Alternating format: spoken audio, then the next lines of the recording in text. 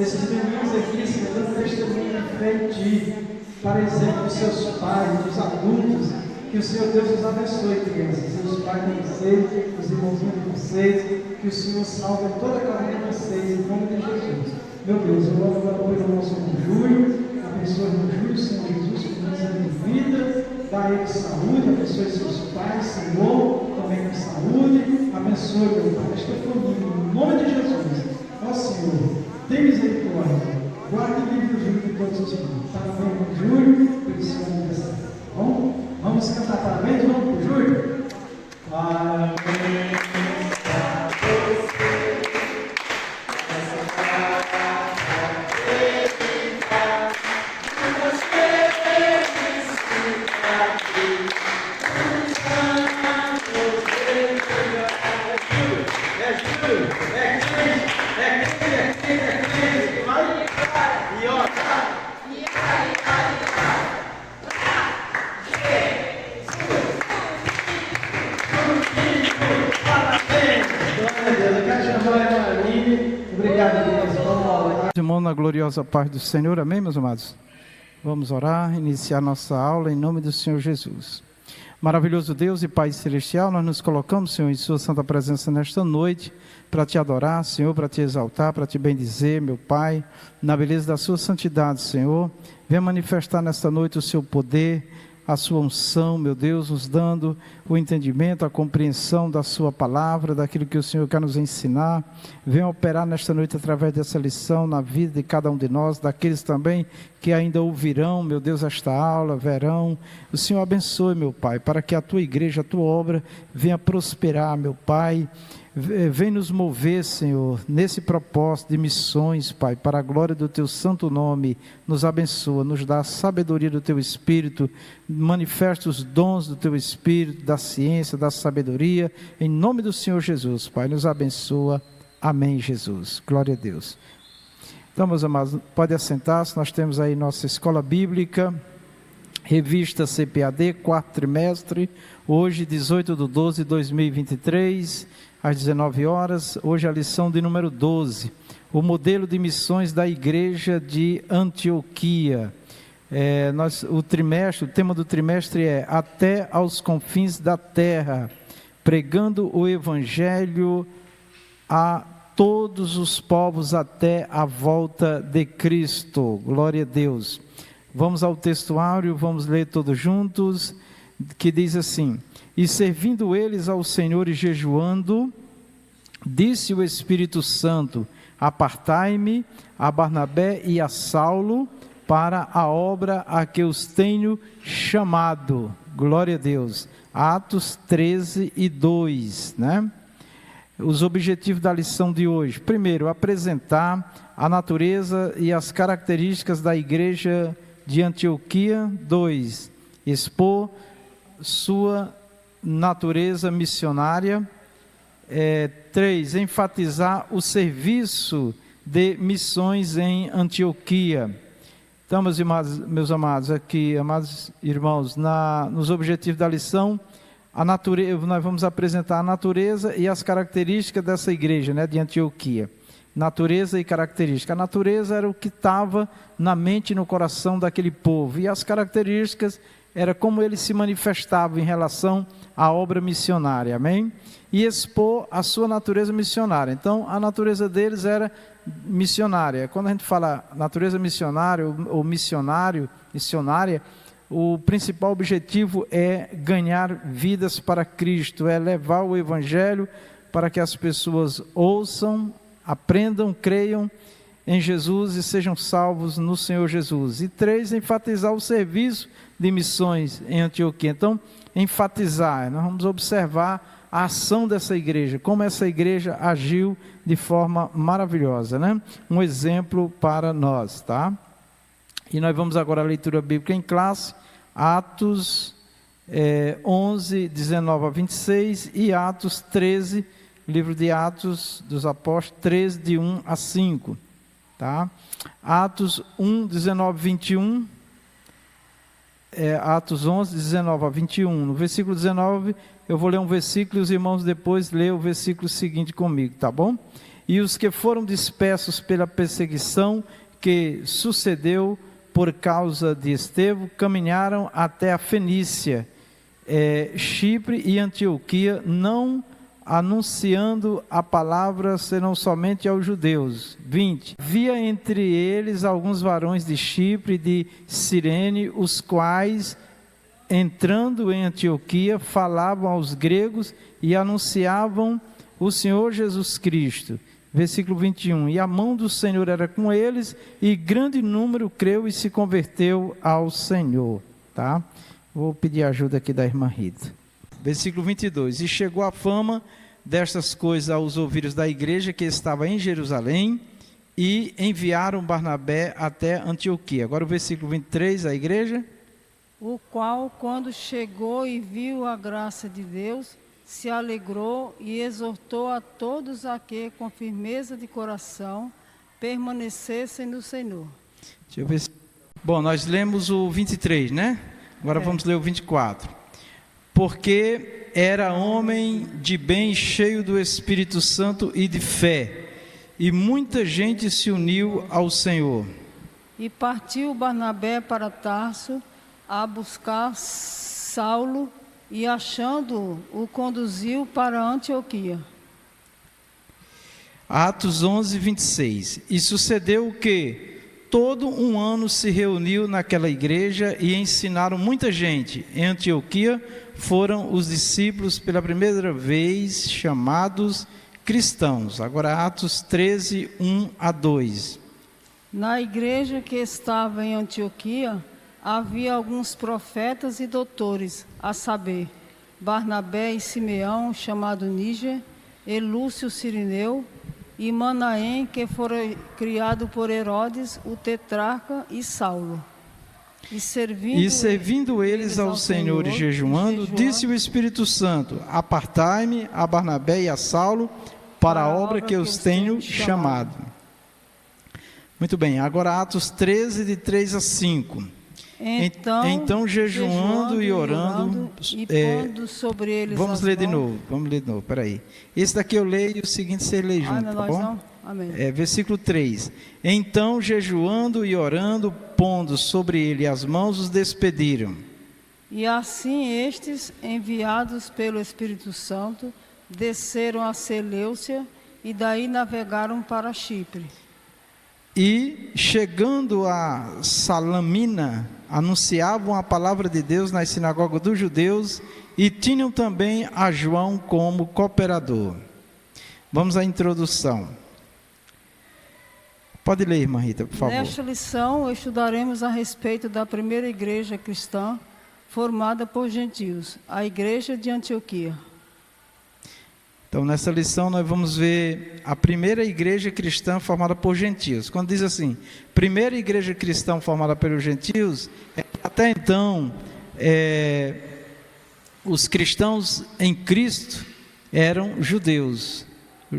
O povo da nação de Israel creram em Jesus, iniciou a igreja e tinha também gentios, mas uma igreja só de gentios, de povos, de pessoas que não eram da nação de Israel, de outros povos, começou a ter uma igreja gentílica, né, ou dos gentios, em Antioquia, tá? Veremos a sua fundação e formação, sua vida ministerial e de comunhão, como foram os resultados produzidos da prática missionária da igreja. Muito bem. Então nós vamos ver a sua fundação e formação, né? Sua vida ministerial e de comunhão. Então essa igreja, ela passou a ser de fato uma igreja porque ali tinha uma liderança, ali tinha toda uma estrutura, uma organização, tá certo? A formação, que é exatamente a organização de uma comunidade, tá? A vida ministerial, porque tinha obreiros ali, tá certo? E de comunhão, porque ali com certeza celebraram a ceia, né, do Senhor, tá?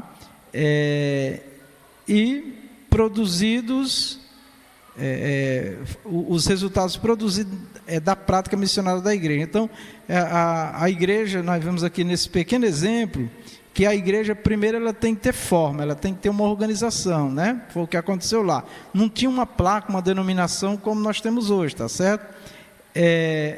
Já tinha obreiros, já tinha Santa Ceia, e a igreja já desenvolvia uma obra missionária, estava ganhando discípulos, né? Estava evangelizando, estava fazendo a obra do Senhor. Então, basicamente, a igreja é isso aqui mesmo, tá? A igreja precisa se organizar, formalizar aquela forma de organização e ter uma equipe de obreiros, ter a comunhão da ceia, que envolve também doutrina, os ensinos, os cultos normais, e a missão, fazer a obra missionária, levar o evangelho. Então, basicamente, essa é uma foto de uma igreja, muito simples, mas ativa, né, de fato.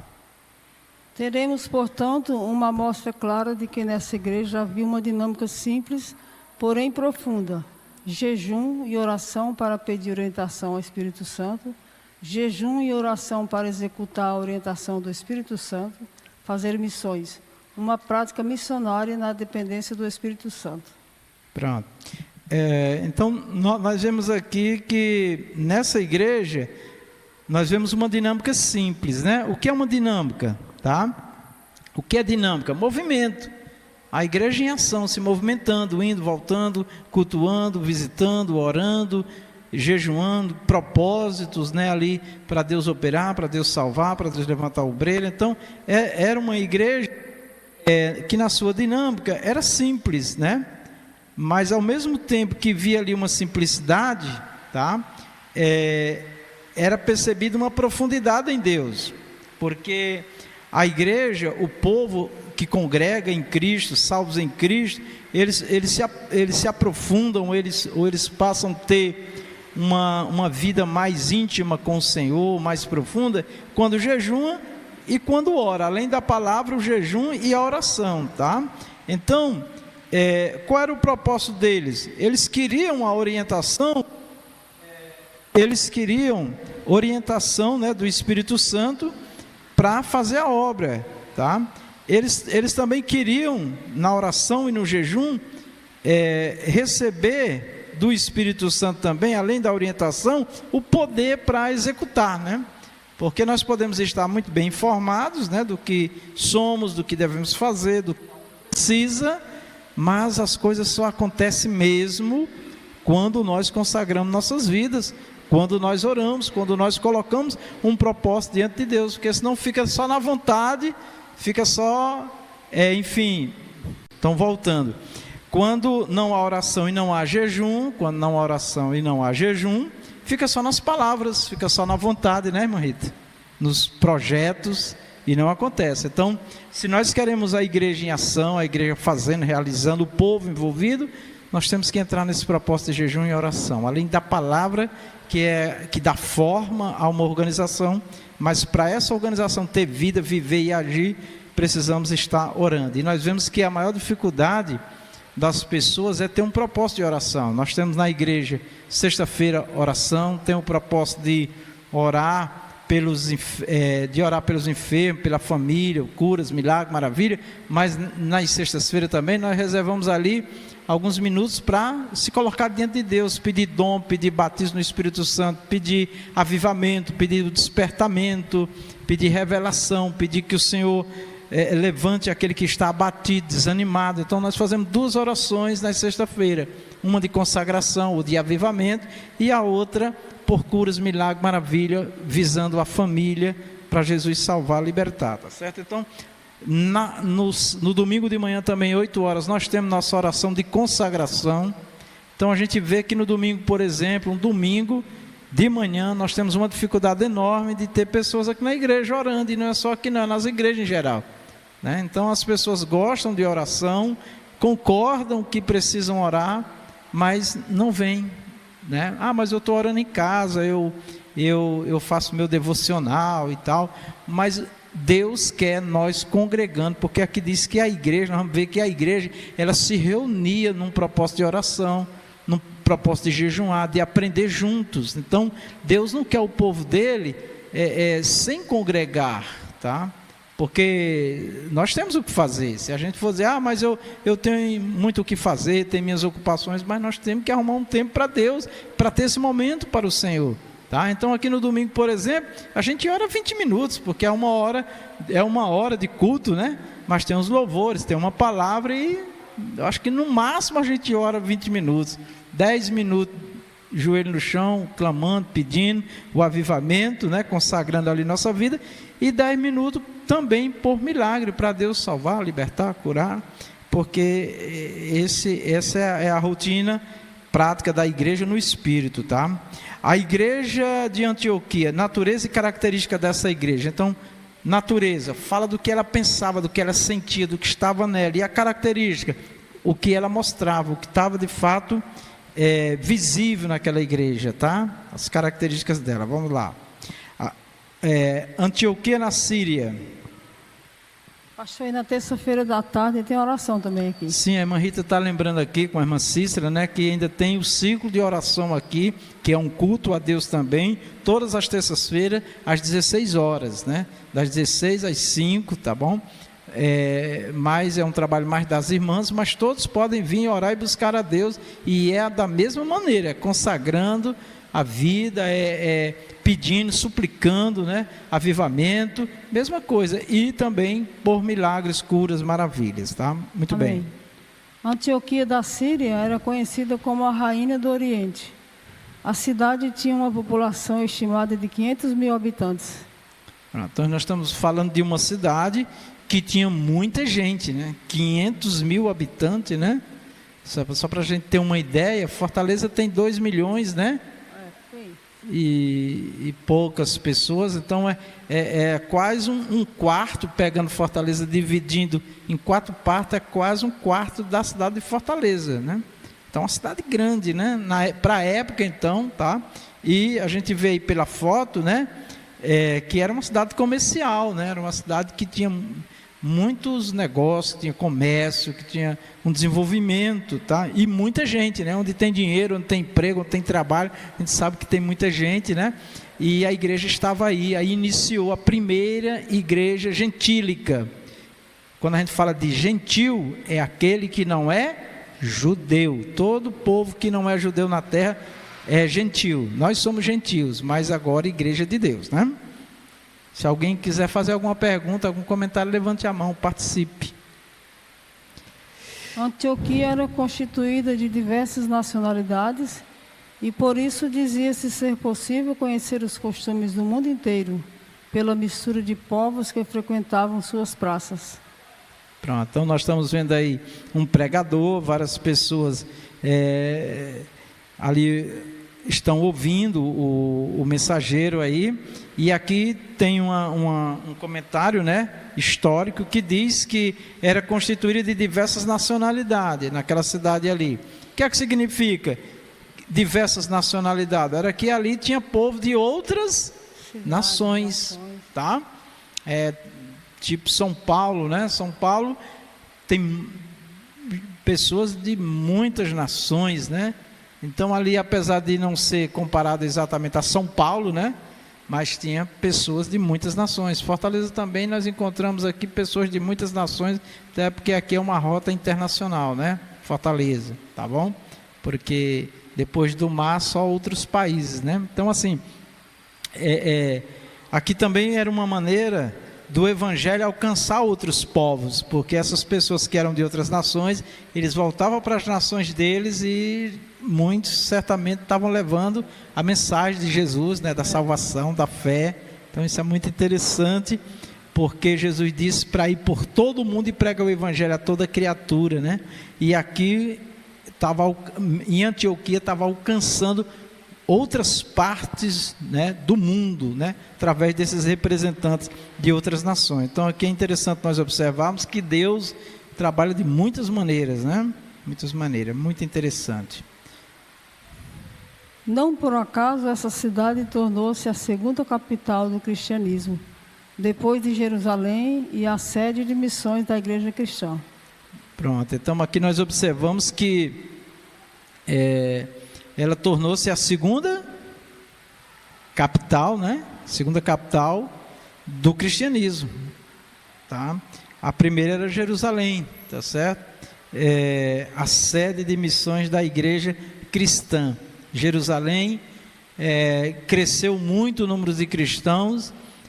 Deus permitiu uma perseguição para que eles saíssem pregando o evangelho por outras partes, né? Porque a nossa tendência é o comodismo, né? É ficar próximo dos pais, da família, é aquela coisa que é mais fácil, né? Ninguém quer sair por aí, né, distante da família, sair da conveniência, né? Então Jerusalém era a primeira, vamos dizer, a primeira capital do cristianismo, era a sede ali, foi ali que tudo se iniciou, né? Mas depois o evangelho foi sendo pregado e agora está em Antioquia, e essa cidade torna-se a segunda capital na época do cristianismo, né? Onde mais era anunciado, onde tinha muitos discípulos, tá? Então, uma maravilha de Deus. Tem aí o mapa, né, para a gente ter uma ideia, tá? A primeira viagem de Paulo, né, a Antioquia. Então isso é muito interessante, tá? Tem a setinha aí mostrando o percurso dele, por onde ele passou, tá certo? Isso, a primeira viagem do apóstolo.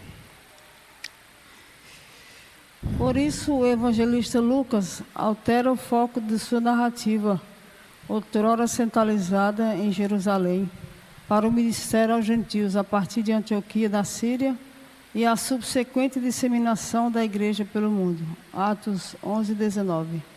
E os que foram dispersos pela perseguição, que sucedeu por causa de Estevão, caminharam até Fenícia, Chipre e Antioquia, não anunciando a ninguém a palavra, senão somente aos judeus.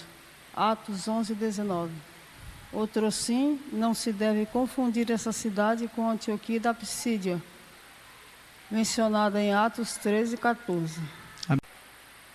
Tem o evangelista Lucas, que ele narra o ministério dos gentios, ou aos gentios. A partir da Antioquia da Síria, a igreja ficou disseminada pelo mundo. Então, o evangelista Lucas, ele fez exatamente como Jesus pediu: ide por todo mundo, pregai o evangelho a toda criatura. Em seguida ele disse: eis que vos dou poder.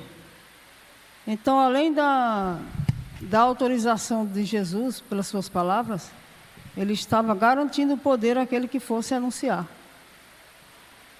Mas era para aqueles que tinham compromisso com a sua obra, né?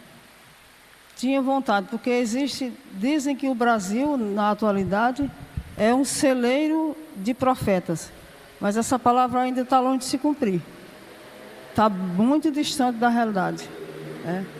Porque nós não vemos mais nem nas ruas uma pessoa entregando uma literatura evangélica, a não ser quando fazem aquelas turmas, vão para a beira do mar, tem bastante gente, eles localizam concentrações, né? Mas é só naquela ocasião. Nosso hábito, quando iniciamos a fé, não só meu, mas certamente dessa igreja também, dos irmãos aqui, era andar com um folheto na bolsa, no bolso, na mão.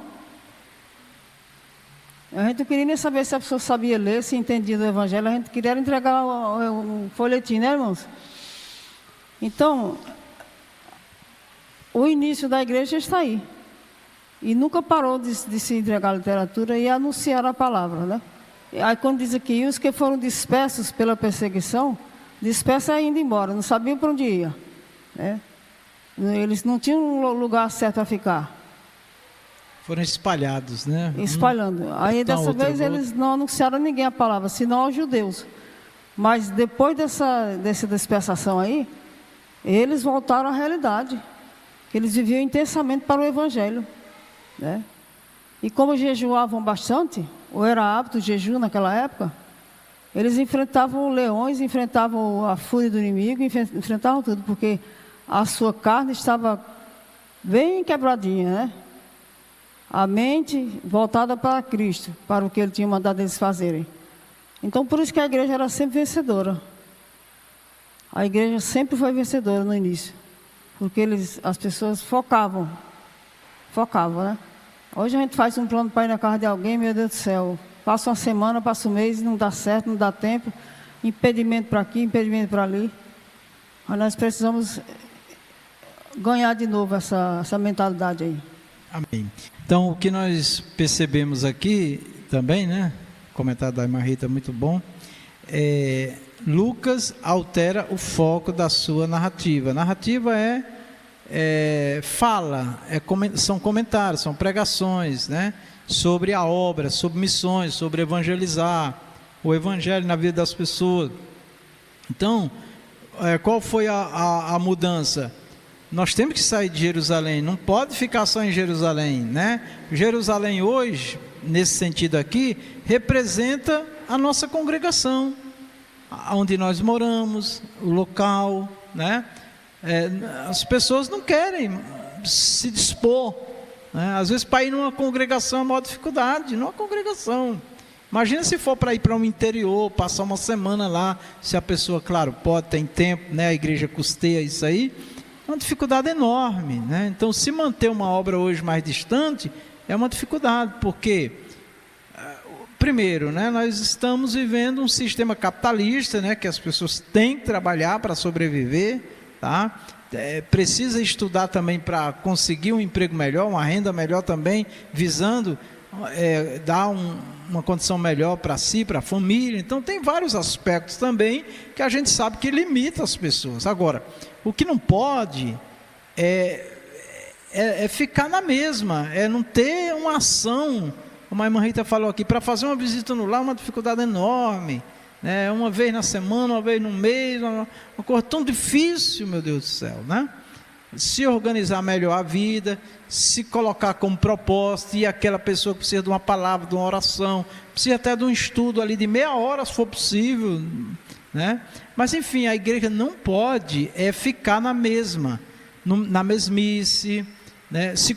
É uma bênção vir ao templo, cultuar, adorar, oferecer louvores, amém, isso é maravilhoso, mas nós temos que saber que a obra vai além de um culto, a obra vai além de congregar, a obra tem que ir às pessoas, tem que alcançar as pessoas, tá bom?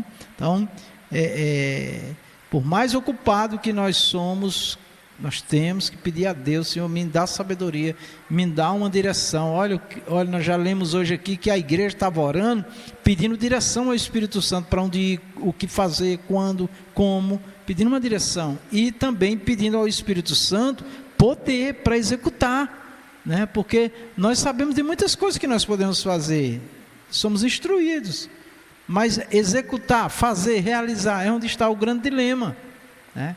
Porque não vai aparecer ocupação não, não vai faltar ocupação não, irmão, vai aparecer de tudo, né? É impressionante, a pessoa diz assim: eu vou me casar, então eu estou cuidando do casamento, daqui a pouco, eu estou cuidando do filho que nasceu, aí daqui a pouco os filhos crescem, vem outro, estou cuidando. Tem pessoas até que se desviaram, mulheres que deram luz à criança, se acostumou tanto em casa que não veio mais cultuar, não adorou mais a Deus. Aí às vezes é o esposo, é a esposa que impede, tem problemas, né? Aí pronto, chega numa idade, pronto, agora eu estou aposentado, vou fazer a obra de Deus, mas tem que cuidar dos netos, né? Agora os netos, não estou criticando não, estou falando como é a vida, né? Aí os netos já cresceram, agora estão se casando, pronto, não, aí vai cuidar dos bisnetos agora, né? Então assim, não vai faltar alguma coisa para nos tirar, né, irmã Rita, às vezes é uma enfermidade, né? Eu achei interessante ontem, né? A irmã Maria me convidou para fazer uma visita, a irmã Maria Melo, 75 anos, 76, 75, 76 anos. E eu pensava que a visita era lá na Viela, onde ela mora, na rua ali onde ela mora.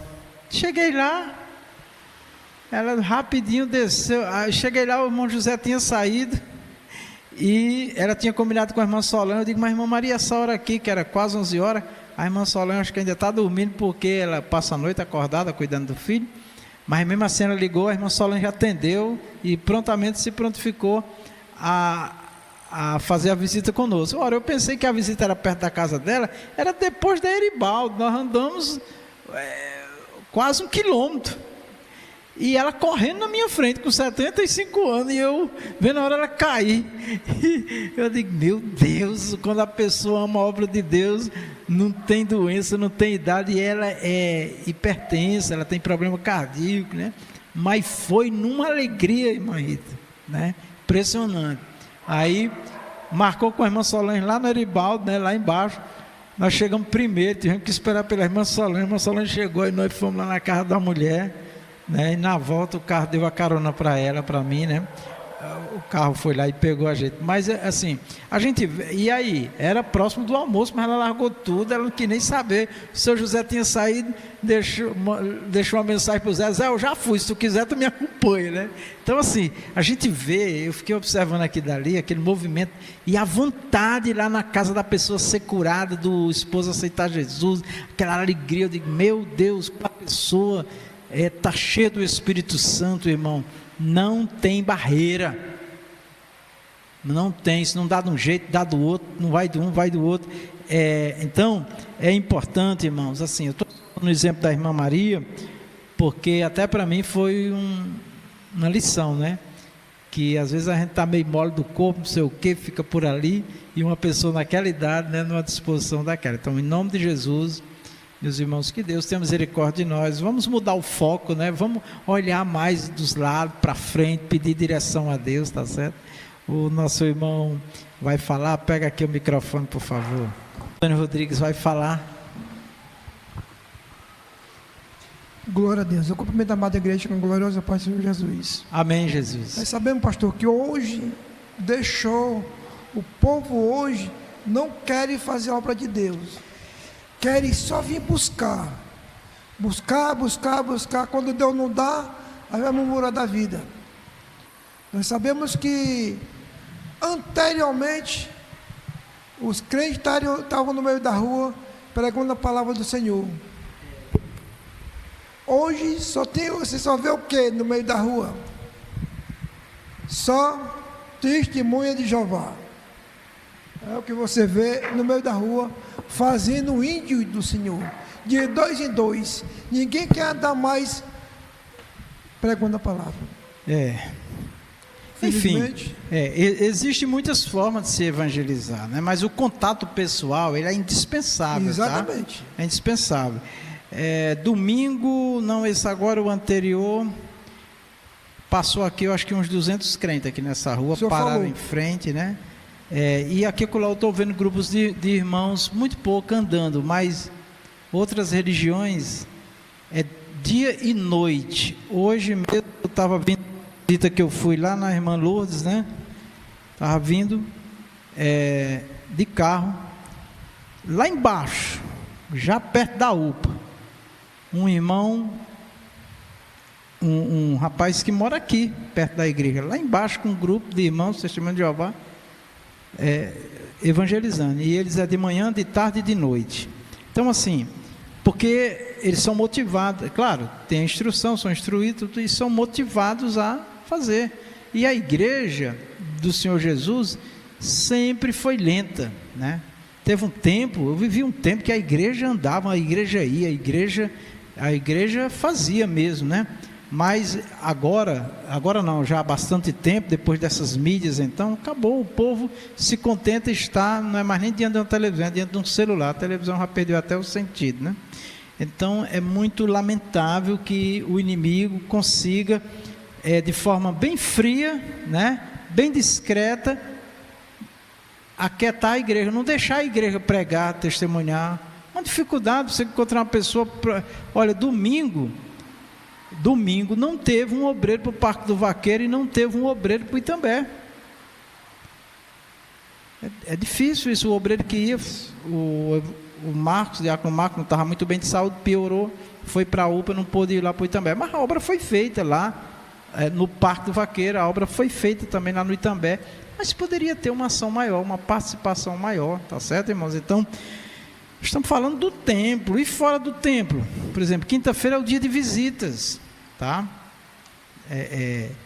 Teve uma quinta-feira que eu não pude ir, foi a irmã Solange sozinha fazer uma visita. Meu Deus. num lar que a pessoa implorou a visita. Então, é uma dificuldade muito grande. Aí chega num lar, é para orar, é para ler a palavra, é para louvar, é para levar uma mensagem. Então, agora, não adianta nós ficarmos diante da igreja só dizendo, você não ama, você não faz, você não sei o quê. Qual é a receita que nós estamos aprendendo aqui para a igreja despertar? Orar e jejuar. E tem que participar, né? É orar. Quem tem a chama acesa, vamos orar para o Senhor acender a chama no coração de outros, amém? Porque a obra só acontece quando a pessoa de fato está tomada pelo Espírito Santo, cheia do Espírito Santo para fazer esta obra, tá certo?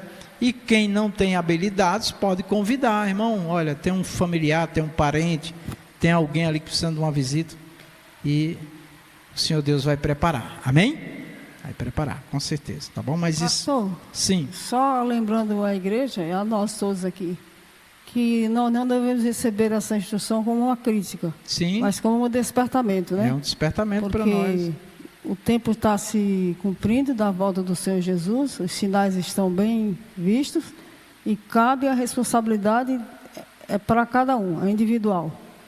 Ezequiel 18 diz que a responsabilidade ela é pessoal, essa responsabilidade ali é da salvação e da anunciação, né? Então, da mesma forma, evangelizar é uma coisa individual. Alguém falou assim, mas o pastor nunca vai, nunca veio o pastor numa visita. Não vai daqui nós vamos, mas nós estamos sempre visitando. Com inclusive os evangélicos, nas casas dos nossos irmãos da fé.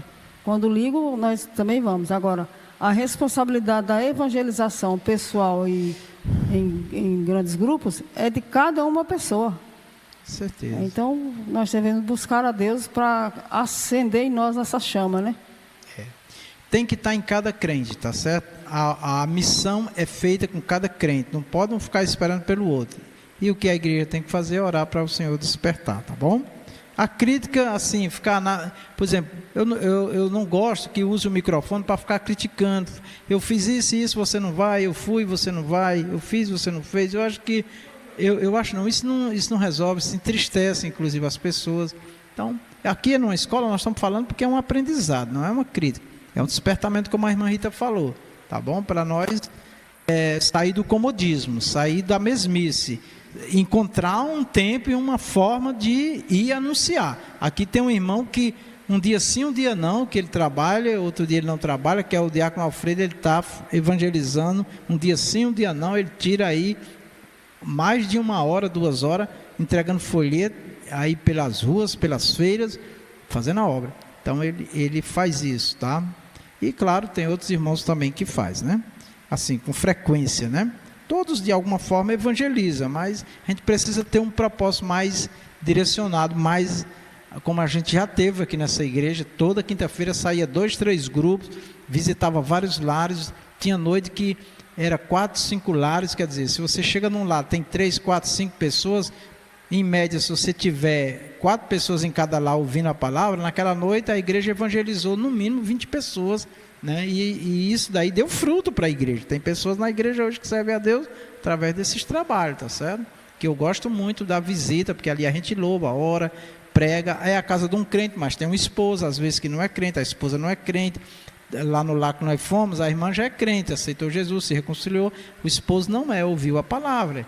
A filha não é, ouviu a palavra. Então, assim, a gente vai num lar. Teve um irmão que disse assim: mas vai visitar lá de crente? Sim, mas lá tem um filho, tem um esposo, tem a esposa que está desviada, está afastado, recebe uma oração. É uma forma da igreja ganhar vidas também, tá bom?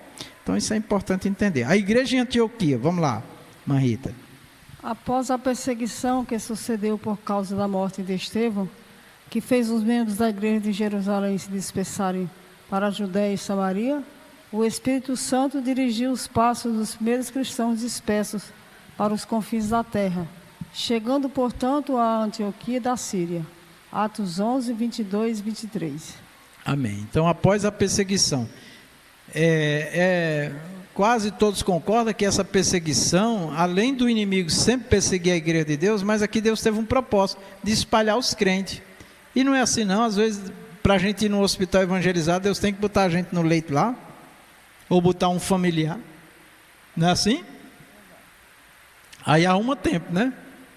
Eu passei 14 dias com a irmã Rita no hospital, né? Aí deu tempo. falei com desviado, falei com quem não era crente, oramos, né, irmã Rita? Foi uma bênção de Deus, né? Uma maravilha. Amém? Então não vamos esperar esposo, filho, uma pessoa querida ir para um hospital ou infelizmente ir para um presídio, como eu já tive que visitar presídio porque tinha lá uma pessoa amiga nossa, próxima, né? Tivemos que ir lá, passei por constrangimento lá e tudo, né? Risco, mas o evangelho foi pregado. Infelizmente, às vezes tem que acontecer essas coisas para evangelizar. É quando a gente percebe que eu já vivi essa experiência de ser chamado para ir orar por alguém no hospital, né? E quando chega lá tem outras pessoas lá, cada um levantando a mão pedindo oração, né? Então é um lugar que há uma carência muito grande, né? As pessoas estão muito sedentas, muito sensibilizadas, tá certo? Então, infelizmente, nesses ambientes, por exemplo, em velório, né? Nós vimos casos em velório também de pessoas, né? Desmaiando, a gente orando, ali um sofrimento muito grande, e pessoas se reconciliando e aceitando Jesus, né? Entendeu? Então eu já vi muitas experiências. Então assim, não era para a gente depender desses momentos, dessas situações, era para ser uma coisa normal na nossa vida testemunhar de Jesus, tá? Mas vamos avante. Pode ler, irmã Rita. E chegou a fama dessas coisas aos ouvidos da igreja que estava em Jerusalém. E enviaram Barnabé até Antioquia, o qual, quando chegou e viu a graça de Deus, se alegrou e exortou a todos a que, com firmeza de coração, permanecessem no Senhor. Atos 11, 22 e 23. Pronto, então a igreja que estava em Jerusalém, quando viu o que Deus estava fazendo lá em Antioquia, imediatamente enviaram Barnabé até Antioquia, né? E quando ele chegou lá, ele viu a graça de Deus, ele viu as pessoas confessam Jesus, vivendo uma fé maravilhosa, muito fervorosa, muito alegres. Então, isso é uma bênção, irmão. Se nós queremos crentes na igreja, salvos, só tem um jeito, é orar, jejuar e pregar, né? E aí o Senhor Jesus vai operar, tá bom? Vamos avante. Nessa cidade, após uma série de conversões, ocorreu a fundação da primeira igreja gentílica. E sucedeu que todo ano se reuniram naquela igreja e ensinaram muita gente. Em Antioquia foram os discípulos pela primeira vez chamados cristãos. Atos 11, 26. Então, uma coisa, irmãos, que eu quero chamar a nossa atenção aqui, tá? Que é uma dificuldade que a igreja tem, muitos cristãos ainda têm. Eu não consigo ficar uma hora e meia sentado ouvindo, aprendendo, mas é assim que a gente cresce. Tá? É cansativo? Mas quem ouve, um bom ouvinte, quem estuda, ele vai ter conhecimento, né? E o Espírito Santo vai poder trabalhar mais na vida dessa pessoa, né? Então nós vemos aqui que aqui no versículo 26, na fundação da igreja, fundamentando ali a igreja na fé, eles receberam a graça, agora precisavam aprender a servir a Deus, né? A entender a obra da salvação. Versículo 26, sucedeu que todo um ano, ficaram um ano ali, trabalhando ali, fundamentando a fé daqueles discípulos, né? Aquela igreja. E aqui vem uma palavra que é muito presente nos evangelhos e em Atos dos Apóstolos, é o ensino, irmão. Aprender e ensinar. Jesus diz, ide e ensinai tudo que eu vos ensinei, tá?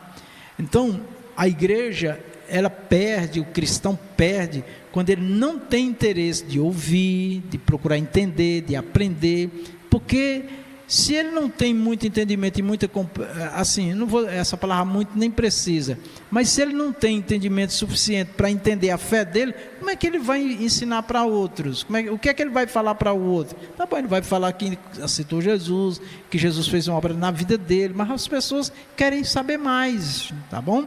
Então, resista qualquer sentimento assim de esfriamento para aprender, para ouvir. Vamos aprender, tá?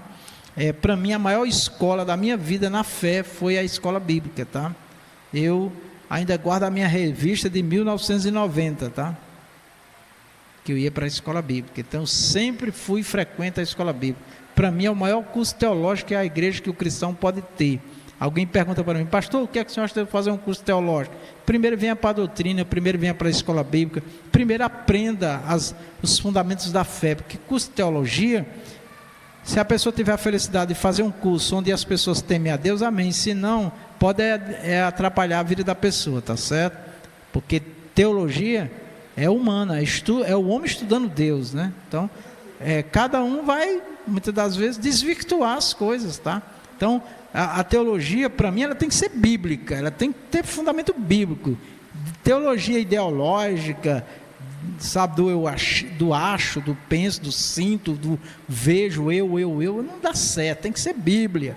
Eu uma vez conversava com um teólogo e ele tratando de um assunto lá, e eu disse para ele: não, mas a Bíblia não, mas na teologia não é só Bíblia não. Eu digo: não, mas o que a teologia ensina, se não estiver de acordo com a Bíblia, para mim não serve não. Teologia é estudo de Deus. A palavra Bíblia Sagrada é a fonte, amém? Tudo tem que vir de lá, senão para mim não dá. Vamos lá, irmã Rita. Nessa cidade, após uma série de conversões... Não, peraí. Nós já lemos aí, já não? Viu? Essa igreja tornou-se o centro da obra missionária de Paulo, o apóstolo dos gentios. Pronto, então veja só. Jesus chamou Paulo para ele fazer uma obra principalmente nos gentios, na vida dos gentios, daqueles que não eram judeus. Então a chamada de Paulo, ela se concretiza aqui em Antioquia, porque aqui era uma igreja quase que 100% gentil, que não tinha a influência judaica, as tradições, tudo aquilo, né, que gerou muito problema, infelizmente, na igreja, né, porque quiseram misturar tradições com a salvação, dizendo: se você não for circuncidado, você não é salvo. Jesus é maior do que a circuncisão, e a circuncisão não foi para os gentios, foi para o judeu, tá certo? Guardar o sábado, a guarda do sábado, judeu, não para o gentio, tá certo? Porque a palavra sábado literalmente significa descanso. O que Deus queria realmente era que a pessoa tivesse um dia para descansar, até por conta do sistema da época, que era de escravidão. As pessoas não tinham folga, era de domingo a domingo e acabou, né? Então, assim, o que Deus quer é que a pessoa tenha um dia de descanso físico, e esse dia seja dedicado ao Senhor. Queriam impor o sábado, a lei do sábado, né? Tá certo? Então, e outras coisas mais, né? Então teve aquela reunião em Atos 15, onde se reuniram e definiram ali como seria a relação dos gentios, que não era judeu, com Jesus, e os judeus com Jesus, tá bom? Então o apóstolo Paulo foi chamado, doutor da lei, foi chamado para evangelizar os gentios, e Paulo não teve nenhum problema com os gentios, porque ele entendeu o que era para o judaísmo e o que era para os gentios, tá bom? E Jesus estava acima de todas essas questões, certo? Irmã Vera quer falar? Vamos avante. É importante ressaltar que havia apenas duas cidades mais importantes do que Antioquia da Síria: Roma e Alexandria. Portanto, o evangelho pregado a partir de Antioquia para outras regiões do mundo era espiritualmente estratégico.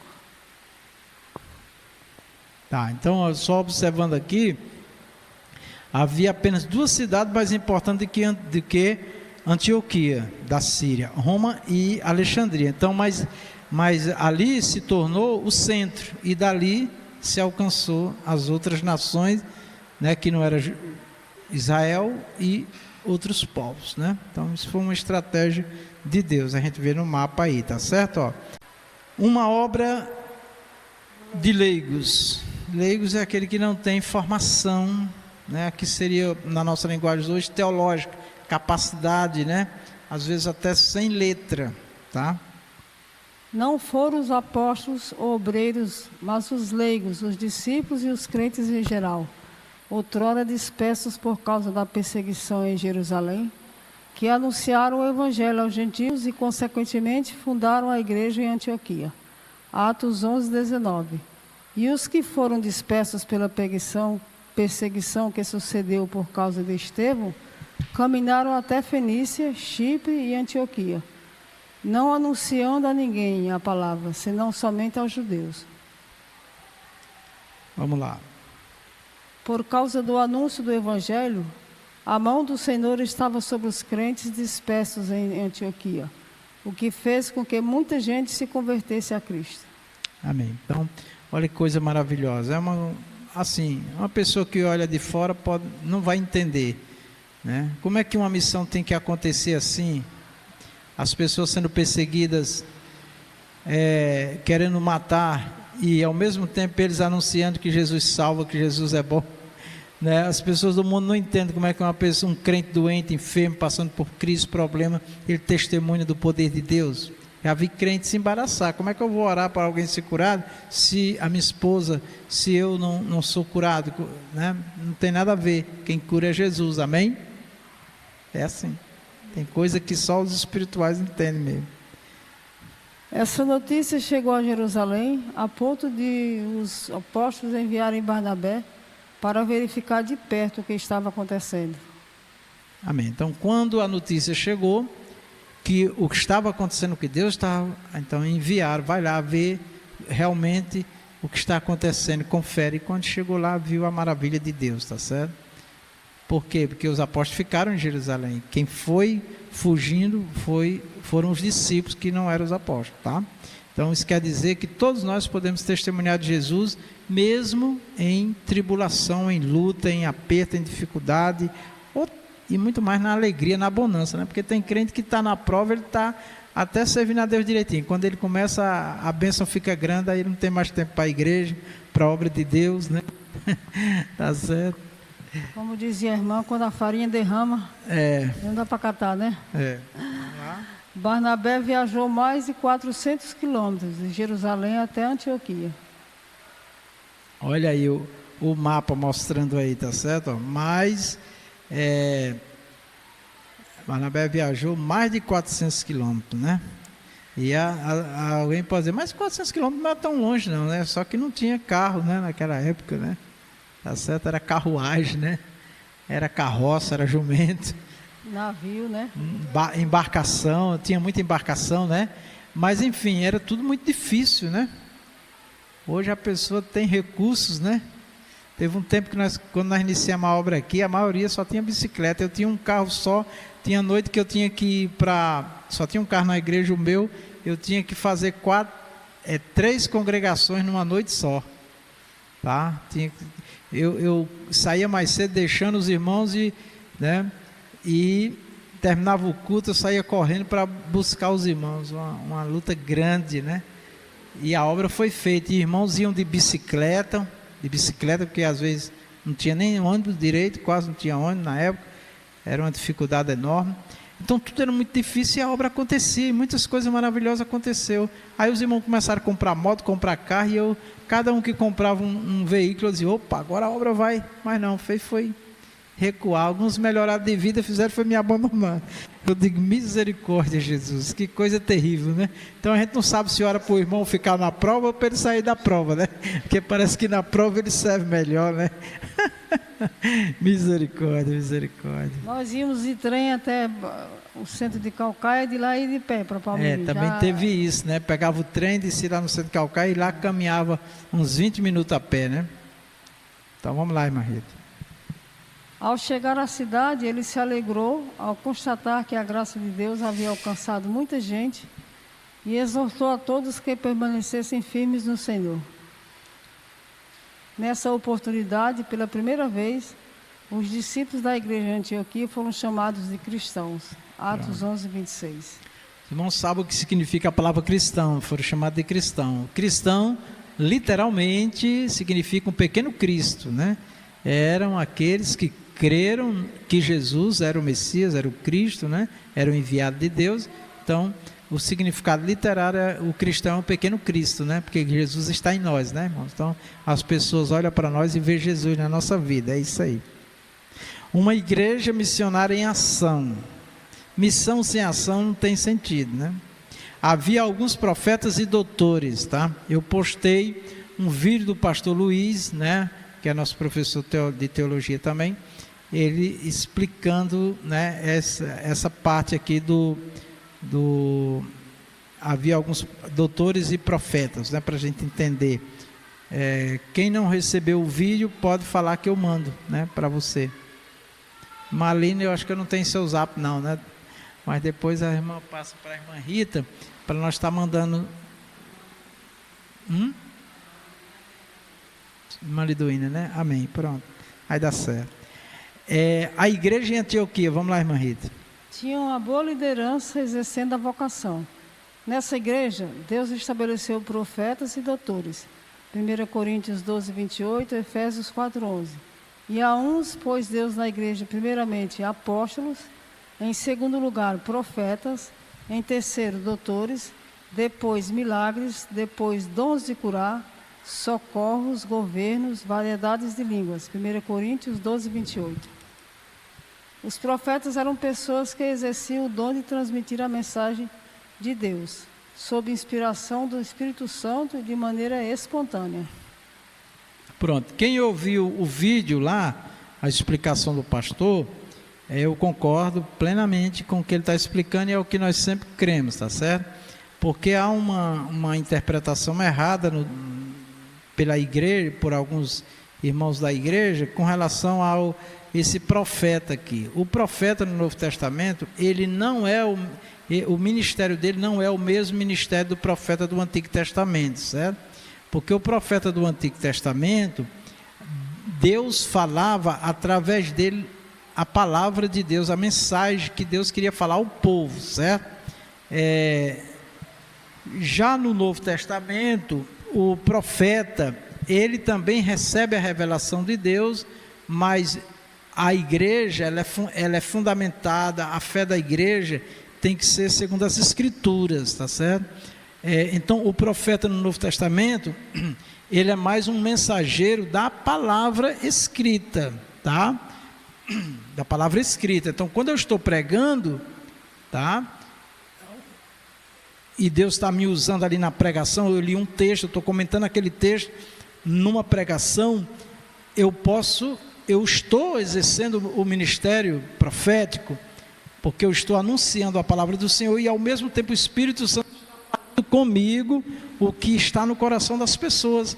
Na hora que eu estou aplicando a palavra lida, tá, que Deus falou comigo pelo texto que eu li, eu começo a aplicar essa aplicação. Se o pregador ele estiver realmente dirigido pelo Espírito Santo, o Espírito Santo vai estar falando com as pessoas o que elas estão sentindo e pensando naquele momento. Então isso é o ministério profético. Como também aquele que tem o dom da profecia, tá? Deus pode revelar para ele algo que está no coração das pessoas. Nós cremos perfeitamente, tá? No dom de profecia, tá?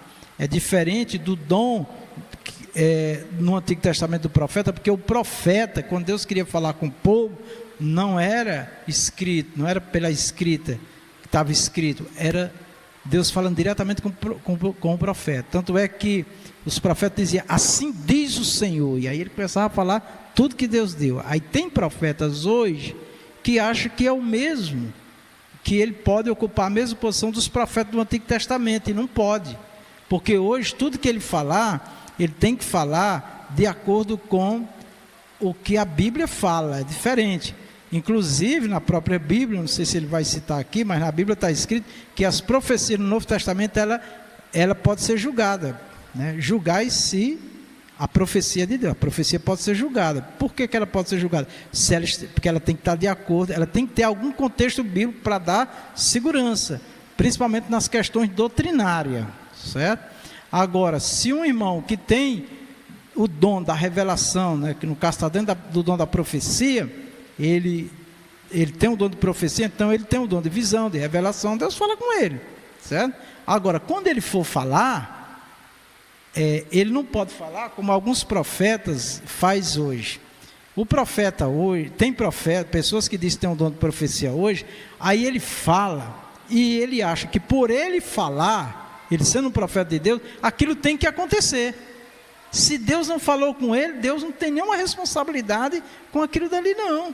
Então, quando a gente recebe uma profecia e não se cumpre, algo que alguém está dizendo que vai acontecer e não se cumpre, é porque não foi Deus que falou, é só isso. Não precisa nenhuma confusão. E o profeta, ele é de Deus ou não? Ele pode ser de Deus, mas ele pode ter falado de si mesmo. Amém? Então é isso que a gente tem que ter cuidado. No Antigo Testamento a profecia não era julgada, amém? Porque Deus levantou aquele homem já nasceu para ser um profeta, para Deus falar com ele, com o povo. Hoje não, Deus fala através da Escritura, tá? E fora da Escritura, há algo que a pessoa está precisando ouvir, está precisando uma necessidade, uma dúvida, alguma coisa assim que Deus pode colocar na boca de um profeta hoje, né, que tem o dom da profecia, para poder aquela pessoa receber uma palavra de Deus pelo profeta. Agora o profeta só pode falar se Deus tiver falado com ele. Ele não pode falar porque ele diz assim, eu sou profeta e eu vou profetizar na sua vida. Primeira coisa que o profeta que vai fazer isso tem que saber é, Deus mandou você falar isso? Não, mas eu sou profeta. Não funciona. Não, mas Elias orou, mandou descer fogo do céu. Sim, mas é diferente. A forma como Deus usava os profetas no Antigo Testamento é diferente. Aqueles homens, quando falavam, eles sempre falavam 100% Deus falando com ele, porque ali era o ministério dele. Não, é porque Deus levantou eles para aquilo. Era assim, ó. Antônio Rodrigues, você é meu profeta, você vai ser minha boca. Quando você falar, será eu falando. Pronto, acabou. Hoje não, hoje é diferente. Pastor, era um ofício. O profeta do Antigo Testamento era um ofício. Aquilo para ele era um ofício. Era um ofício. Quando Deus escolhia um como profeta, tudo que ele falasse, ele só era Deus falando. Agora, mesmo assim, o que foi que Deus disse lá no Antigo Testamento? Ai do profeta, olha aí, que disser que eu falei e eu não falei. Sabe o que é que Deus diz lá? Está escrito, eu mato esse profeta. Era sério, porque ninguém poderia se dizer profeta e falar aquilo que Deus não falou. Mesma coisa é hoje. Aí vem uma pessoa, entrega uma profecia, entrega uma mensagem às vezes doutrinária, que vai contra as escrituras, já está reprovado já está reprovado, entendeu? Porque nós temos a Bíblia hoje, tá? Então é essa a diferença. Existe uma diferença do antigo, o último profeta foi João Batista, tá? Depois de João Batista não tem mais ofício, aquele homem que Deus levantou para ser um profeta. Hoje é diferente, Deus dá o dom para operar a profecia, aquilo que Deus quer falar através do profeta, que pode ser numa pregação, pode ser numa revelação, numa visão, e nós cremos que tudo isso continua acontecendo, só que com essa diferença. Amém? Então o pastor Luiz explica isso muito bem, mais profundidade. Quem quiser ouvir o vídeo dele, veja lá que ele vai mais fundo, né? Amém? Está claro isso aí? Amém. Então é importante nós entendermos aqui, irmãos, o versículo 28, e a uns pôs Deus na igreja, primeiramente apóstolos, né? Então são dons, tá? Que Deus deu à igreja. Os apóstolos é um dom, né? Para ele exercer o ministério apostolado. Profeta é um dom para ele, Deus usar ele, né? Na pregação, ou quando quiser revelar, mostrar alguma coisa, amém. Agora um profeta não pode chegar e anunciar alguma coisa que Deus não falou com ele, tá certo? E que não esteja na escritura, tá? E o que está na escritura, que está lá escrito, porque olha, se vocês, porque tem gente que não presta atenção, mas tem gente que entrega profecia e revelação, que é a Bíblia. Ele poderia dizer, está escrito na palavra de Deus, mas não, ele entrega para ele dizer que ele é um profeta. Mas a profecia é a Bíblia. Ele está falando a Bíblia. Tem gente que mandou para mim, pastor, é de Deus ou não é? Não, ele está só repetindo a Bíblia aqui, é de Deus, está aqui escrito, acabou. Só que o problema às vezes é que eles entregam algo da Bíblia e depois acrescentam algumas coisas que contrariam outras partes da Bíblia. É aí que tem que ficar atento com isso daí, para não cair em mentiras e engano, tá certo? Então, apóstolo, profeta, tá? Doutores, esses doutores aqui, o pastor Luiz explica o que é o profeta, o dom de profecia no Novo Testamento, né? Que esse dom pode ser manifestado na hora de uma pregação, a pessoa está pregando e o dom está sendo manifesto. Deus está falando com as pessoas que às vezes o pregador nem sabe, mas Deus está falando com a pessoa. Termina um culto, a pessoa diz, Deus falou comigo. O profeta nem sabe com quem Deus falou e exatamente o que Deus falou, tá? É diferente. Agora, o doutor ou mestre, esse daqui já é um dom de ensino, né? A pessoa recebe um dom para ensinar. Percebam que Jesus, a gente não vai ver Jesus dizendo assim, ó, ide profetizai e ensinai, tá bom?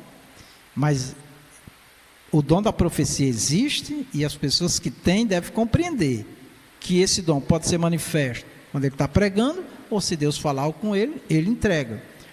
O problema de muitos cristãos hoje é que tem cristãos que o pregador está lá pregando, leu a Bíblia, o texto, está pregando, prega meia hora, 40 minutos, termina a pregação, a pessoa fica esperando o quê? Revelação. Uma revelação. Deus passou 30, 40 minutos revelando. Mas ele não, se perguntar o que foi, alguma coisa, você lembra de alguma frase, alguma palavra? Não, nem prestei atenção, porque ele está esperando a revelação. Tem igreja que todo culto tem revelação. Todo culto. Teve um irmão da nossa igreja que foi pregar numa igreja e ele foi instruído tal, sobre isso, né? Os obreiros são instruídos, principalmente os que pregam, a gente instrui bastante sobre essa questão, como é que Deus se manifesta. Aí ele foi pregar, leu o texto e fez uma exposição maravilhosa. Deus usou ele na palavra, explicando e operando ali. Quando terminou o culto, né? Não vou dizer a igreja porque não é legal, não deve, né? Quando terminou o culto, que ele desceu, ele foi cumprimentar uma irmã. Aí a irmã disse para ele assim: o irmão subiu vazio e desceu vazio. Não entendi. O que é que a irmã quer dizer? Porque Deus não falou. Ele disse, Deus falou, irmã. Por 40 minutos eu estava pregando e Deus estava falando. É porque a irmã estava esperando uma revelação, né?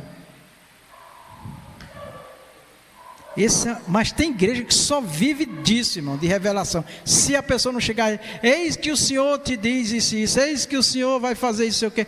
Deus não falou com a pessoa. Irmão, eu não lembro quando foi que eu recebi uma revelação assim, sabe? Eu nem lembro. Mas Deus fala comigo todo dia, nas pregações, no ensino, na oração.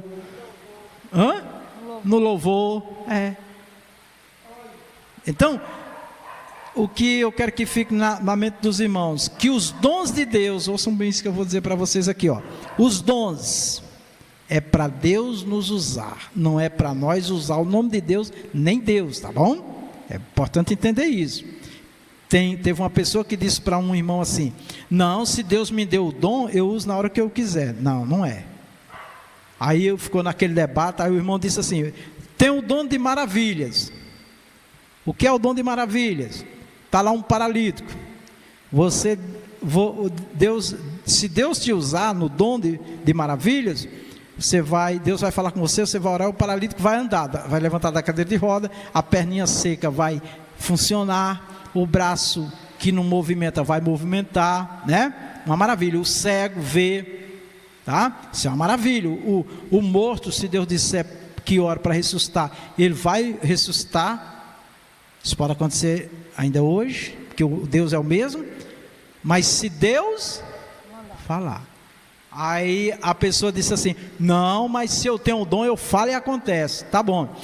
Pois imagina que uma pessoa lhe fez um mal, lhe feriu, e você resolve usar o dom de maravilha para ele ficar paralítico. Se você mandar ele ficar paralítico, ele vai ficar? Vai não, porque Deus não vai deixar. Amém? Imagina, irmão, se o homem tivesse o dom como um controle dele, o que ele não faria? Alguns usam os dons aí falsificados para enganar o povo e enriquecer, mas esses vão pagar um preço alto, viu? Que usar o nome de Deus em vão e os dons de Deus, entre aspas, dando falsas promessas às pessoas, vão pagar um preço alto. Deus diz na palavra dele: ai do profeta, ou daquele que tem um dom de profecia, que está dizendo que Deus está usando quando Deus não está. Então, é muito sério, não é uma coisa que a gente pode ficar usando toda hora e quando quer. É melhor a Bíblia esperar realmente Deus falar quando Deus quiser. Sim, Antônio? No Maracanãú, não sei se você conhece o Maracanãú. Aí eu vim de lá para cá, no Maracanãú, para essa casa de oração. Só que eu não ia atrás de revelação de coisa nenhuma. Eu ando atrás de Deus, não ando atrás de revelação. De modo que, quando eu cheguei lá, eu sentei lá atrás, como de passo, lá atrás.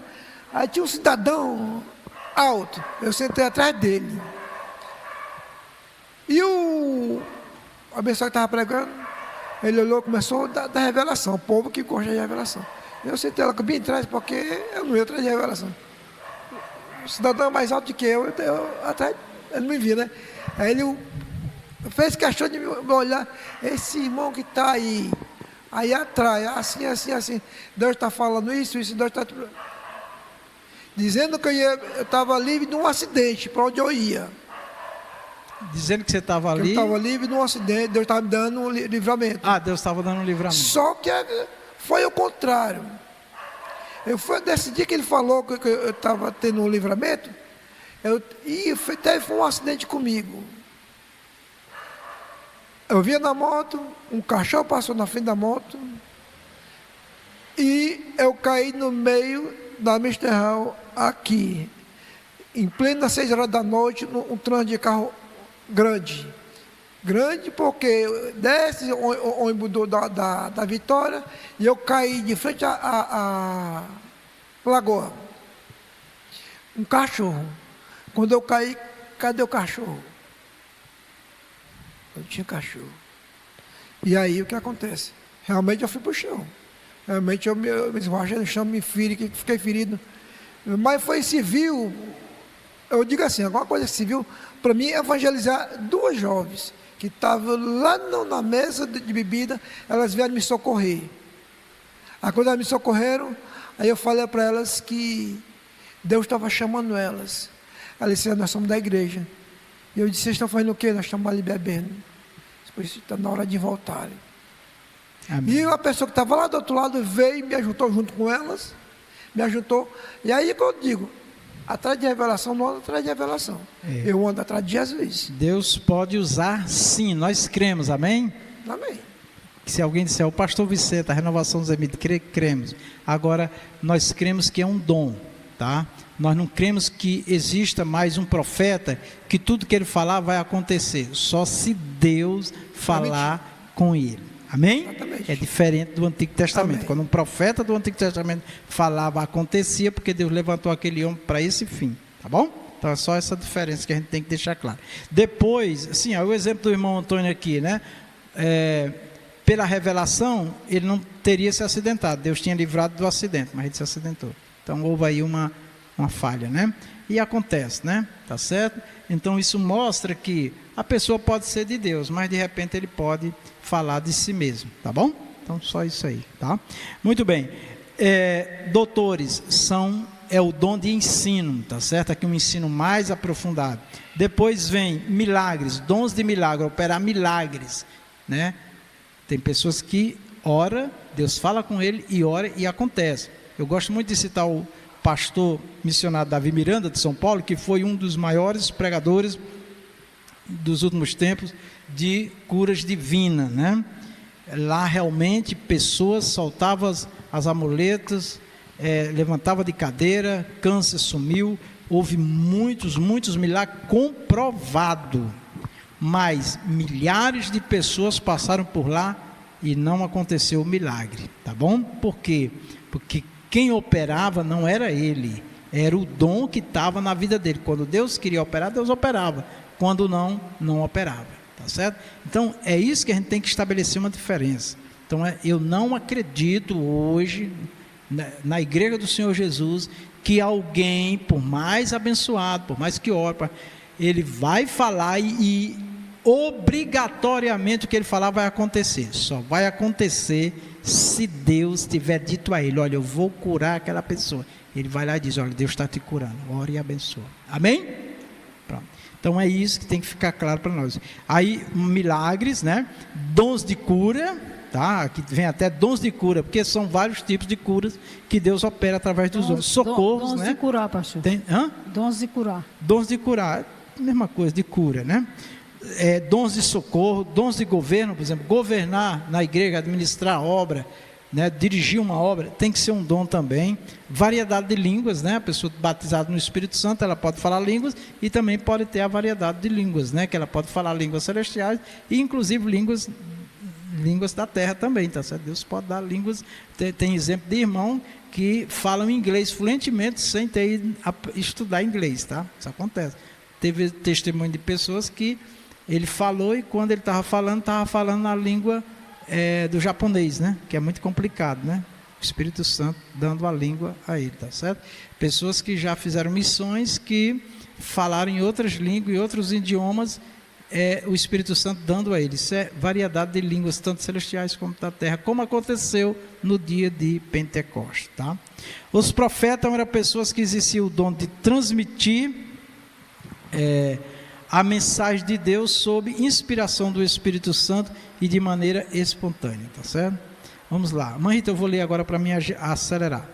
Os doutores ou mestres eram cheios do Espírito Santo e ensinavam a palavra de Deus com autoridade e sabedoria do alto.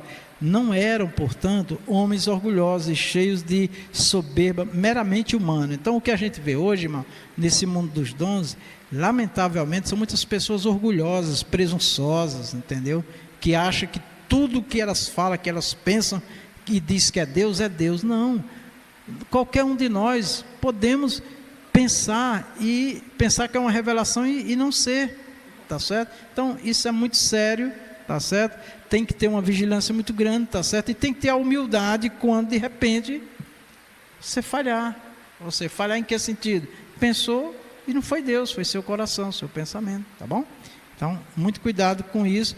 E a maioria, infelizmente, que tem dons que Deus começa a usar, começa a se gloriar, começa a se achar, começa a se tornar o centro das atenções. Isso não é bíblico, isso não está nos evangelhos, tá bom? Ninguém tenha nenhuma presunção. Deus me usa no ensino, na pregação, não se acha melhor, não se acha mais do que ninguém, tá certo? Nós temos que colocar sempre na posição de um servo à disposição do nosso Senhor, tanto para ensinar, como para Ele usar em cura, em milagre, no que Ele quiser, mas nunca humilhar ninguém, destratar ninguém, desfazer de igreja, de denominações, não.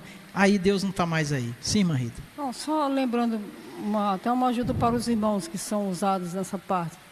Que a maioria, alguns deles falam que Deus incomodou muito eles para falar isso ou aquilo. Deus jamais vai fazer uma opressão dessa para alguém falar em nome dele próprio, né? Quando a palavra dele, a profecia dele. Isso. A diferença maior do profeta do Antigo Testamento é que era um ofício. Ele ficava à mercê da igreja, vamos dizer assim. Ficava esperando Deus falar. E na hora que Deus lhe enviava, ele não tinha negócio de falar, vou ali que eu escutei a voz de Deus. Não, ele ia direto àquela pessoa que Deus lhe falava. Tem profecias que é terceirizada. 3, 4, 5 pessoas sabem que Deus falou comigo. Amém. Aí não deve fazer isso. E tem um detalhe, irmão. Hoje nós temos mais um problema diante do que a irmã Rita está falando. Tem pessoas que vêm aqui, tudo que ele revela aqui, ele revela ali, revela em todo lugar, ele revela tudo. A pessoa entregando revelação na internet. Olha, quando você abrir essa mensagem, é Deus que está falando contigo. A mesma coisa para milhares de pessoas. Verdade. Não cola, essa para mim não cola. Entendeu? Não faz sentido, irmão. Isso e o povo quando abre e tal, e fica ali e tal, e olha, é só coisa boa, viu? É só uma esmola grande, o cego desconfia, né? Vamos lá. Uma liderança servidora. A liderança da igreja de Antioquia era constituída sem barreiras raciais ou espirituais. Por exemplo, a Barnabé, consolador, misericordioso. Simeão, negro, africano. Lúcio Cirineu, africano. Manaém, irmão de criação ou de leite de Herodes, o tetrarca. Herodes Antipas, que matou João Batista. Saulo, fariseu, ex-perseguidor da igreja. Essa profunda comunhão de adoração, oração e serviço na diversidade de pessoas salvas, trazia uma convicção de trabalho em favor das multidões não alcançadas da Ásia Menor e da Europa. Olha que coisa interessante, irmãos. Havia uma diversidade de pessoas, preta, branca, pessoas que eram da corte, que se converteram. Paulo, que era foi o maior perseguidor da igreja, se converteram. E essas pessoas todas juntas, agora estavam a serviço do reino. Tá? Assim a igreja tem uma diversidade de tipos de pessoas, de culturas. Então na igreja não tem branco, não tem preto, não tem mais, não tem melhor, não tem rico, não tem pobre. Na igreja, diante do Senhor, todos são servos, todos são servos. Então eu nunca aceitei, sempre combati essa coisa da discriminação, sabe, dar mais atenção para um, desprezar o outro, considerar um, considerar o outro, né? Alguém, pela posição que eu tinha um tempo aqui no Ceará, era o pastorzão, não me chamo só de pastor. O outro era pastorzinho porque era inferior socialmente. Isso não existe, irmãozinho, irmãzinha, um é grandão, o outro é pequeno, o outro... Isso não existe na igreja de Deus. Na igreja de Deus ninguém sabe quem é pobre, quem é rico, quem tem, quem não tem. Na igreja de Deus não tem preferências. Para quê? Para o Espírito Santo trabalhar. Amém? Então quando uma pessoa começa a se colocar como astro, é colocado no candeeiro lá como a luz de tudo, já está perdido já. 2:3. Apartai-me a Barnabé e a Saulo. Nesse ambiente de sensibilidade, olha aqui, irmãos, espiritual, o Espírito Santo ordenou que separasse Barnabé e Saulo. Em seguida eles foram enviados para o campo.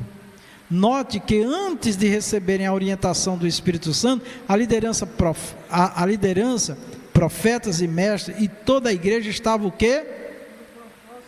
Jejuando e orando. Quem é que tem que levantar pessoas, irmãos? Quem é que tem que consagrar obreiros? É Deus, é o Espírito Santo. Não é amizade, não é favor, não é reconhecimento, não é premiação, não. E o pior de tudo é quando é para ganhar para si. Ó, irmão, se você for congregar comigo, você vai ser isso, você vai ser aquilo. Sai fora disso, irmão. A primeira coisa que todos têm que ser, como exemplo dessa igreja, é servo, é servir, é estar disposto a servir, independente do cargo, da posição. Então hoje isso daí está tudo confuso, amém? Tudo confuso, e gerando confusão nas pessoas. Pastor, tem uns que quer estar lá em cima. A todo custo. Se parecer até paga, né? E caro. Mas não é isso, a obra de Deus não é isso. 2, servindo eles, todos ali eram servos ao Senhor e jejuando, disse o Espírito Santo. Quando é que Deus realmente vai falar? É quando há um coração contrito, irmão, quebrantado, pessoas orgulhosas, cheias de prepotência, se achando, né? Querendo passar por cima dos outros. Meu irmão, Deus não está aí não, e nem Deus vai operar nisso aí não, certo? Eu mesmo sou um exemplo de que olharam para mim e não acreditaram mais em nada em mim, quando no início da minha fé. Quando souberam da obra que Deus estava fazendo no Ceará, teve gente que não acreditou, porque eu não sabia nem falar, até gago eu era. O irmão perguntou, e aquele rapaz já sabe falar? Jesus ensinou, né, irmãos? E quem podia não fez, quem podia não veio. Aí Deus usa quem Ele quer, né? Eis-me aqui, tenha misericórdia de mim, Senhor. Longe de mim a soberba. Aí o Espírito Santo disse: apartai-me, ou separai para mim a Barnabé e a Saulo para a obra a que os tenho chamado. Olha, nós somos antes de tudo escolhidos por Deus, amém? Eu já vivi umas experiências de eu passar meses sem dormir, ia dormir e acordava e sonhava pensando naquele irmão, o Senhor mandando separar e consagrar. E o outro que estava mais próximo de mim, brigando porque eu não consagrava ele. Eu digo, mas Deus não falou. Hoje é meu amigo, mas não serve mais a Deus. É triste, né? Lamentável.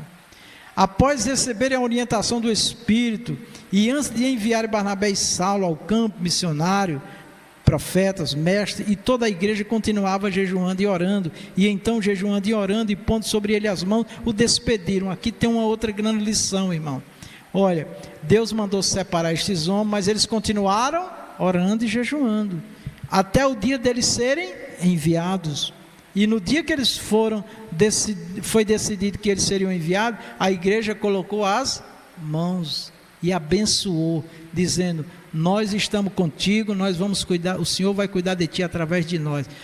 A obra de Deus tem que ser feita no corpo, aquelas pessoas individualistas, aquelas pessoas que se isolam, aquelas pessoas que é ela e Deus somente, ela não importa o que a liderança pensa, o que a igreja pensa, essas pessoas estão fora do projeto de Deus. Não sou eu que estou dizendo, é aqui, ó, é o exemplo, tá? A igreja é um corpo, um braço não trabalha fora do corpo, trabalha? Uma perna não trabalha fora do corpo, não trabalha. Ninguém sai de casa e deixa a perna ou o braço em casa, ele tem que o corpo todo. Quando o dedinho do pé, o mindinho ali tá com um probleminha, a gente já vê que a pessoa já não anda mais direito. O canto de uma unha às vezes já desequilibra a pessoa, né? Então, assim é a igreja. Nós somos um corpo. Ninguém pode pensar só, isolado. Eu me preocupo quando alguém diz: não, meu negócio é eu e Deus, ele não ouve ninguém, ele não quer saber de ninguém, ele só aceita aquilo que está dentro do que ele imagina, do que ele pensa, eu estou falando da pessoa, pode ser uma mulher, quem for. Não é assim, a igreja do Senhor é um corpo, amém? Então nós crescemos no corpo, tá? Isso realmente é o propósito de Deus, tá bom? A lição aqui é muito clara. Na obra missionária e em qualquer projeto na obra de Deus, devemos entrar num propósito de jejum e oração para receber a orientação do Espírito, bem como para executar a orientação do Espírito. Sem dúvida, essa era a base do sucesso missionário da igreja de Antioquia. Então é o seguinte: algumas pessoas que estão servindo hoje nesse ministério, eu orei muito para Deus enviar. Não sabia quem era que ia vir, mas veio. E me ajudam muito, e eu louvo a Deus. E eu não liguei para ele dizendo: vem, tu vai ser isso, tu vai ser aquilo, não.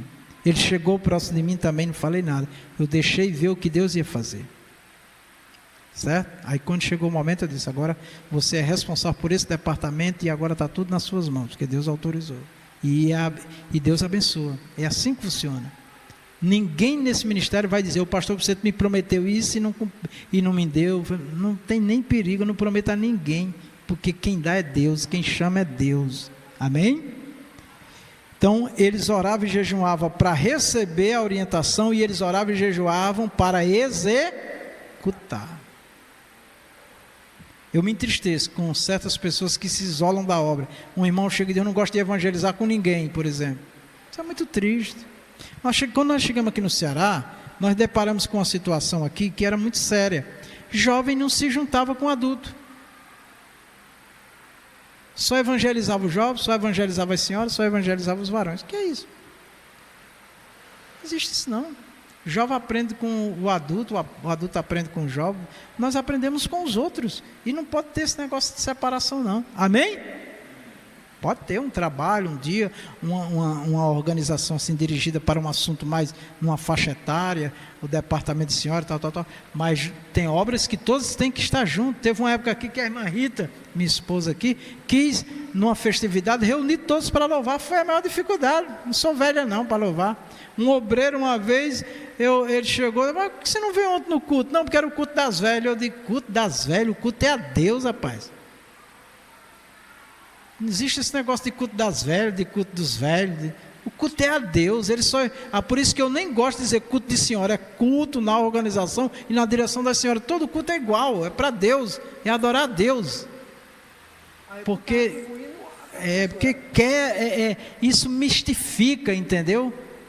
Cria um misticismo dentro da igreja, uns segmentos dentro da igreja, onde é tudo bloqueado, é tudo fechado, ninguém entra, ninguém participa. Opa, para com isso. Claro que tem assuntos que são mais reservados. As mulheres conversam às vezes com as mulheres, assuntos que são mais íntimos, é cor de mulher, cor de homem, às vezes que é mais homem, né? A mulher não pode estar ouvindo porque não é bom, né? Não é uma coisa legal para ela ouvir ou para ele ouvir. Então são coisas mais íntimas, mais pessoais. Daí tudo bem, mas obra de Deus, a maioria das igrejas é assim, né? É culto de senhora, culto de mocidade, culto de criança, culto de varão. O serviço de missões, o início das missões cristãs, a narrativa de Lucas que que denominamos-nos de primeira viagem missionária de Paulo, começa em Antioquia com a escolha de Barnabé e Paulo e pelo Espírito Santo para uma obra especial. João Marcos, autor do Evangelho que leva o seu nome, permaneceu em Jerusalém até ser levado para Antioquia por Barnabé, seu primo, e Paulo, que regressavam de uma missão de socorro a Jerusalém. Essa missão de socorro é levar alimentos, é levar suprimentos, é atender a necessidade das pessoas, que a igreja tem que ter essas pessoas que têm esse dom de se preocupar, né, porque alguém chega assim para o pastor, teve uma pessoa que estava chateada com o pastor, um outro pastor, porque a luz dele foi cortada. Aí o irmão chegou para mim, o irmão lá disse que não vai me congregar aqui não, porque a luz dele cortou e o pastor não fez nada. Mas eu nem sabia que a luz dele estava atrasada, ele não falou nada, né?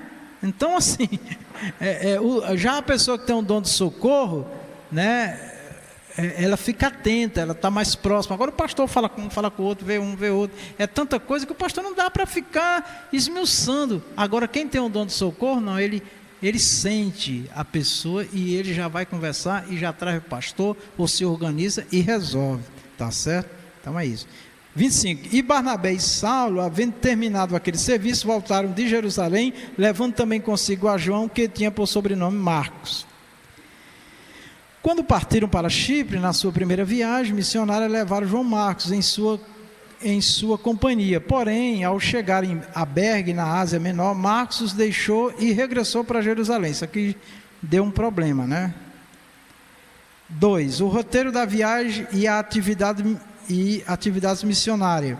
Nos capítulos 13 e 14 de Atos, encontramos diversas localidades onde a atividade deles foi desenvolvida. Missão em Chipre, aí está aí a referência. Missão em Antioquia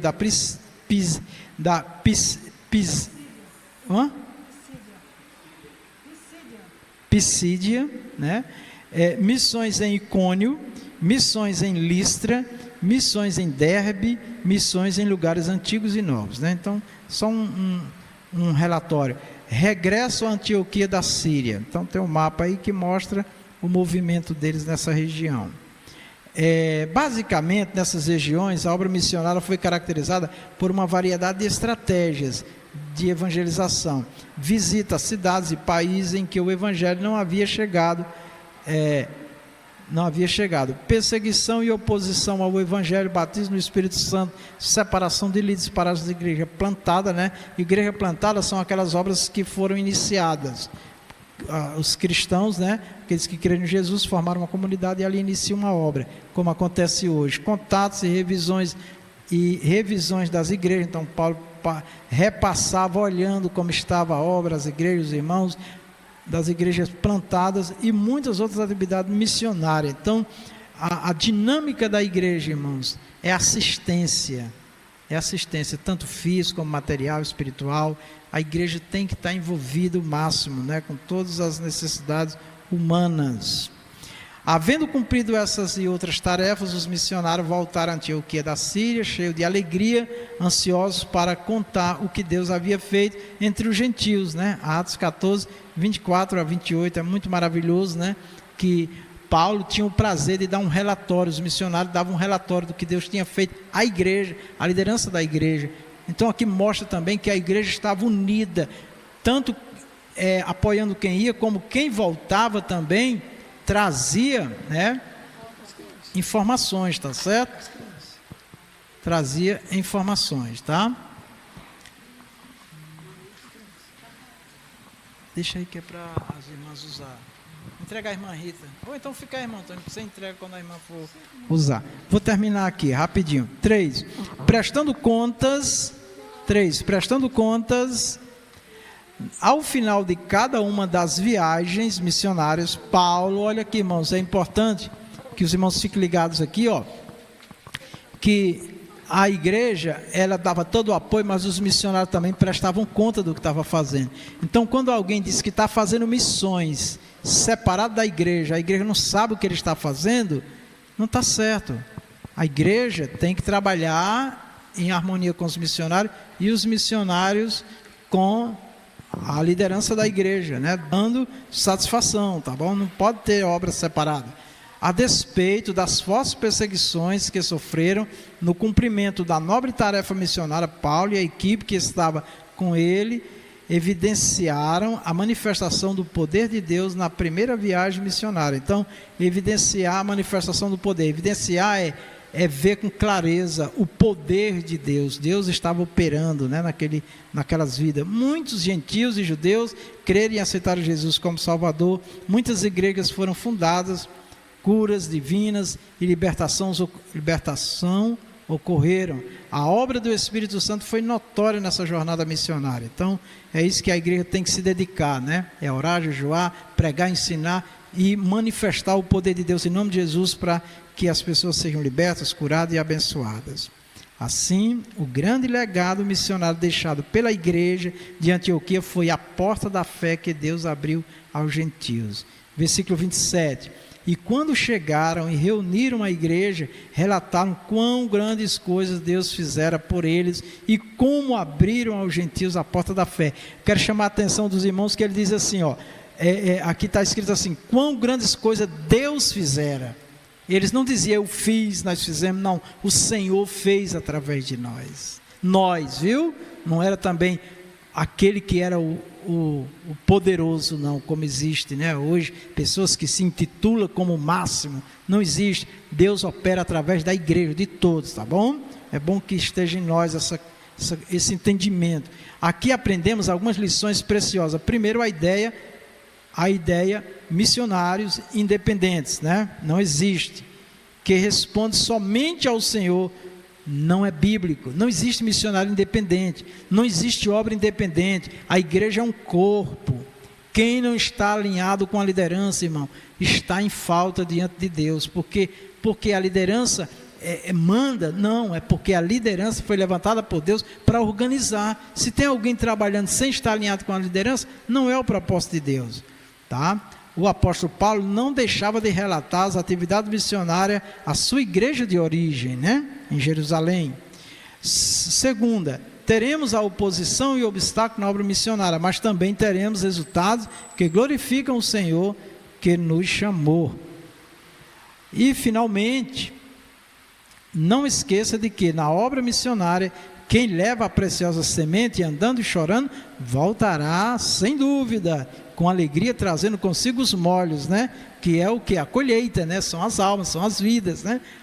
Salmos 126, 6. Conclusão. À luz dessa lição, podemos afirmar que a igreja cristã cumpre o seu propósito quando a cultura de missões faz parte da sua rotina, tá? Então, a missão ela tem que ser uma rotina, a evangelização tem que ser uma rotina, o compromisso em ganhar alma, em cuidar de pessoas, tem que ser o foco primeiro, principal da igreja, tá bom? As outras atividades têm que ser secular, tem que ser segundo plano, tá certo? Mas as vidas em primeiro lugar. Uma das provas de que o Espírito Santo age na igreja é o investimento em missões. Assim, é nossa a tarefa de evangelizar, participar dos projetos missionários de nossa igreja local, orar e jejuar por missões, contribuir e se colocar à disposição para ir ao encontro de quem precisa ouvir de Jesus. Quando o Espírito Santo encontra pessoas despojadas e sedentas por almas, ele as capacita com talentos e dons espirituais para que se lancem inteiramente nas mais sublimes, né, missões, ganhar vidas para o reino de Deus. Deus dá dons a quem realmente quer ganhar vidas, a quem quer edificar, quem quer construir. Mas quem não tem esse sentimento, quem tem um sentimento individualista, pessoal, ganancioso, interesseiro, né, Deus está fora disso aí. Então as pessoas, esse tipo de gente, eles estão na verdade usando o nome de Deus, usurpando, tomando o lugar que não é deles, é de Deus. Amém? Que Deus tenha misericórdia de nós.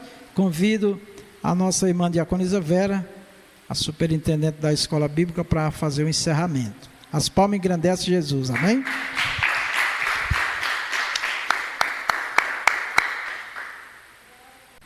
Paz do Senhor Jesus, irmãos. Vamos apresentar as classes. A primeira classe é Soldadinhos de Cristo.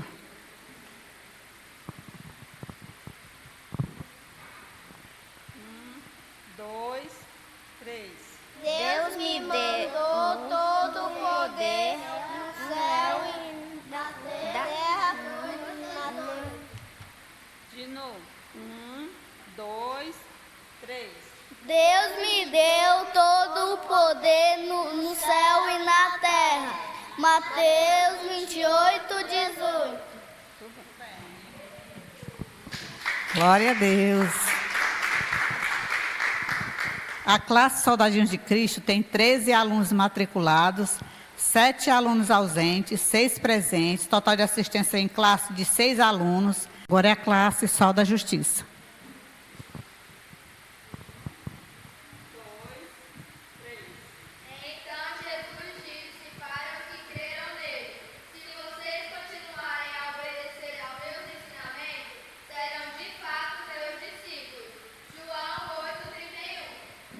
Glória a Deus.